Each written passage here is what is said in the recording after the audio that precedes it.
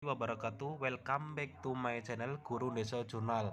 Baik teman-teman pejuang CPNS maupun P3K, kali ini admin akan membahas soal teknis ahli pertama teknik jalan dan jembatan.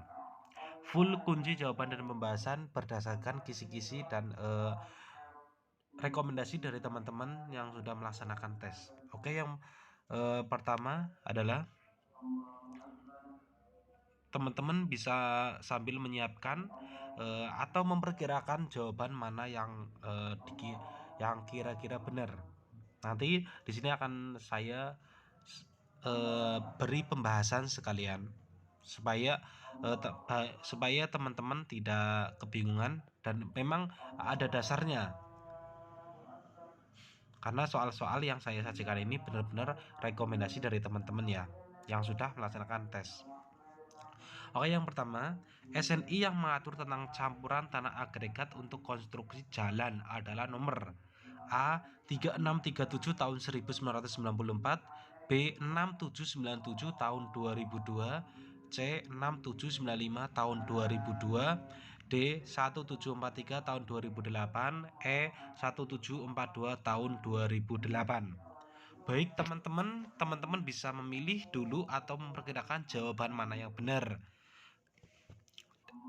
Admin tahu bahwa teman-teman juga di sini udah banyak yang belajar, yang sudah membaca-baca SNI mengenai jalan dan jembatan. Sebelumnya saya juga menyampaikan bahwa biasanya kalau di CPNS itu namanya tes SKB, kompetensi bidang. Kalau di P3K namanya ujian teknis ya.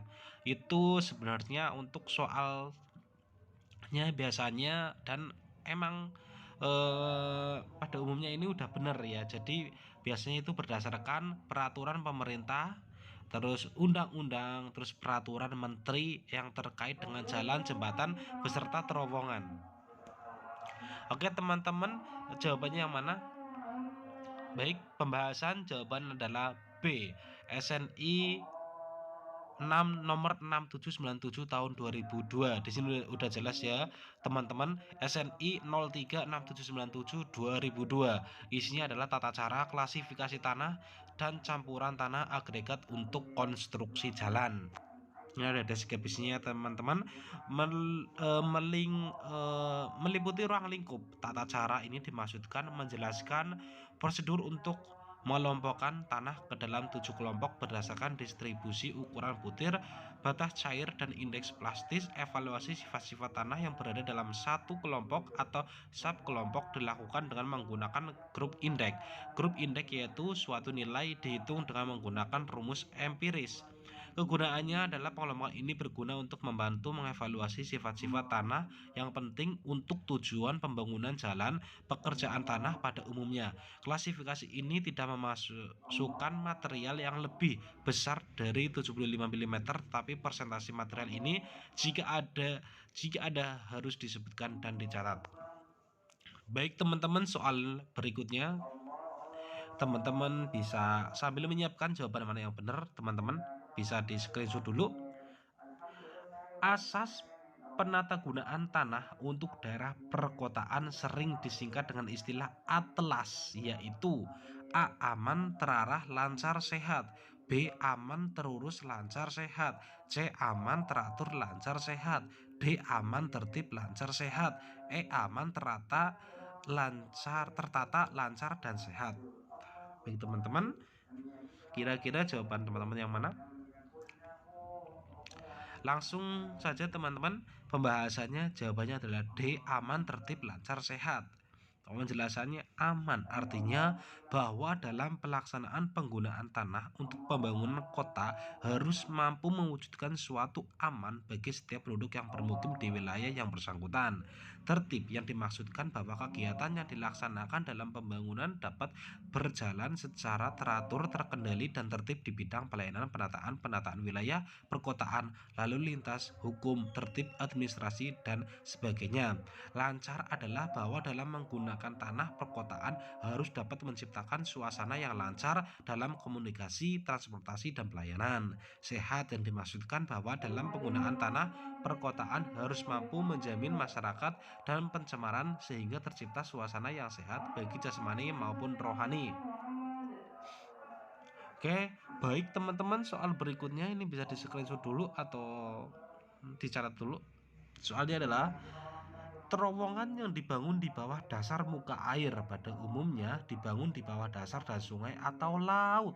Perhitungannya lebih kompleks.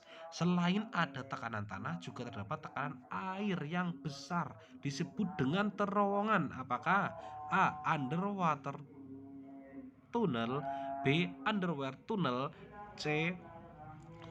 Tunnel, a shallow depth and water city stretch, D. Mountain tunnel, E. Shallow tunnel. Ini biasanya teman-teman yang jago bahasa Inggris sebenarnya ini langsung bisa ketebak ya teman-teman. Ini langsung ketebak karena dari kata-katanya saja itu sudah bisa diartikan dan jawabannya itu sudah jelas ini sebenarnya. Baik teman-teman, sekiranya mana dulu jawabannya?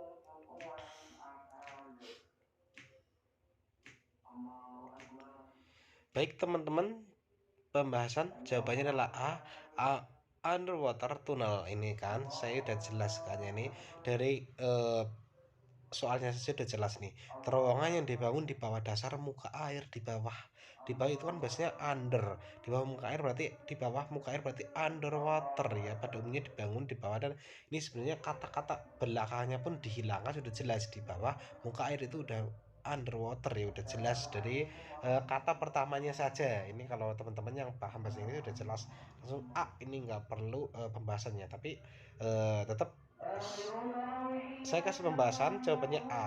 Terowongan berdasarkan lokasinya dibagi menjadi beberapa macam, yaitu A. Terowongan pegunungan, mountain tunnel. Terowongan jenis ini adalah salah satu terowongan yang mempunyai peran penting ketika suatu daerah memiliki topografi yang beragam sehingga perlu adanya terowongan yang dibangun menembus sebuah bukit maupun gunung. Terowongan bawah air, underwater tunnel. Terowongan yang dibangun di bawah dasar muka air pada umumnya dibangun di bawah dasar dan sungai atau laut. Perhitungannya lebih kompleks. Selain ada tekanan tanah, juga terdapat tekanan air yang besar. Terowongan bawah tanah perkotaan, tunnel at shallow depth and water city street. Jangan transportasi di negara-negara maju seperti Amerika, Inggris, dan Jepang banyak yang menerapkan tipe terowongan ini. Terowongan jenis ini sangat cocok untuk dibangun di perkotaan, baik itu untuk transportasi maupun saluran drainase kota. Baik teman-teman, soal berikutnya.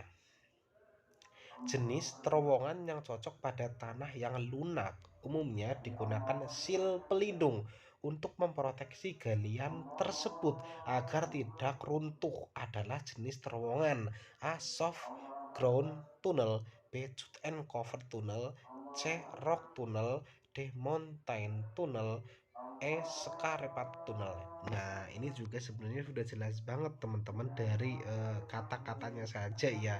Ini kalau orang udah pandai bahasa Inggris sebenarnya ini nggak perlu pembahasan, sudah jelas banget jawabannya yang mana teman-teman. Aduh, yang mana teman-teman coba. Ini udah jelas banget jawabannya ya, tanpa ada pembahasan sebenarnya dari kata-katanya pun sudah jelas banget.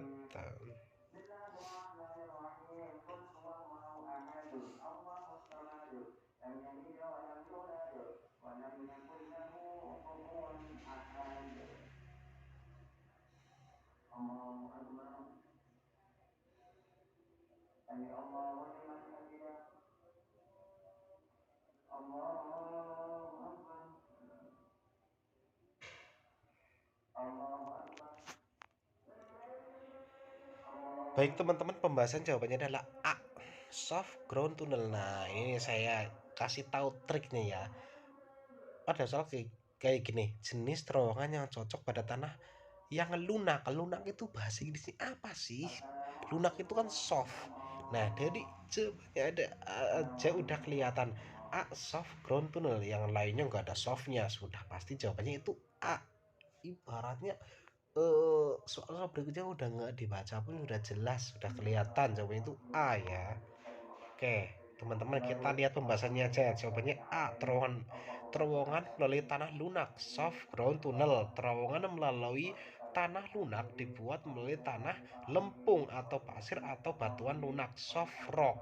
Karena jenis material ini runtuh, bila diganti maka dibutuhkan suatu dinding atau atap yang kuat sebagai penahan bersamaan dengan proses penggalian. Umumnya digunakan sil pelindung untuk memproteksi galian tersebut agar tidak runtuh. Teknik yang umum digunakan pada saat ini adalah seal tunneling pada terowongan melalui tanah lunak.